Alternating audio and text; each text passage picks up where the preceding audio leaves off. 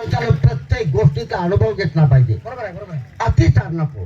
अति झालं की माती होत असते. होय होय होय. अरे बाबा, तुझ्या भेटीसाठी येत असताना काय झालं? एक जवान रस्त्याने एकटाच बडबड करीत चालला होता. होय, काय म्हणतो का? काय म्हणत होता माहितीये का? काय? हे असे जीवन असेल तर मेलेले बरे. बरं. मलाही वाटलं याच्यावरती काहीतरी वेळ प्रसंग संकट आलेलं असावं, होय, होय. म्हणून हा जीवाला उदार झालाय. बर. 2 मिनिटं थांबावं, याचा पूर्ण बोलणं ऐकावा, नंतर आपण पुढे निघून जावा. बर. म्हणून 2 मिनिटं थांबून त्याचं पूर्ण बोलणं ऐकलं. काय तो म्हणतो? काय म्हणत होता? काय? हे असे जीवन असेल तर मेलेले बरे. मरणाची भीती वाटत असेल तर 2 ग्लास पिलेले बरे. सभा. अरे पिऊन पिऊन धो झाला खराब, पिऊन पिऊन धो झाला खराब. मी आहे पेल्यात, माझ्यात आहे शराब. बर.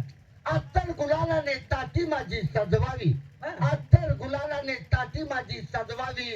उधळावयाची फुले मधुरीत भिजवावी. बर. सारेच्या सारे अंत्ययात्रेला पिलेले असावेत.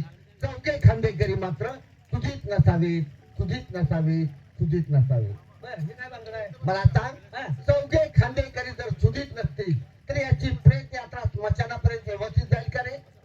ढाब्यावर घेऊन जाते ती.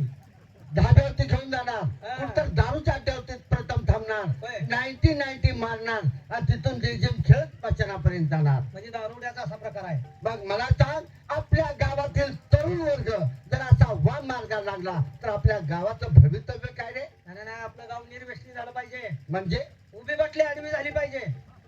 म्हणजे बाटलीचा चिटकार आहे म्हणजे तुला. अरे बाटलीनं कोणाचं सरळ आहे? पण या बाटलीनं सोडलंय कोणाला हे मला पहिलं सांग. काय राव, मी म्हणते उभी बाटली आडवी झाली पाहिजे, बाटलीनं सोडले कोणाला? हे काय भानगड आहे? ऐकायचं तुला? कसं काय? अरे बाबा, आईच्या दुधाची धार आटली, बर. आईच्या दुधाची धार आटली तेव्हा चालू केली दुधाची बाटली. म्हणजे लहानपणी. शाळेत जाऊ लागला तर चालू झाली पाण्याची बाटली. होय होय होय.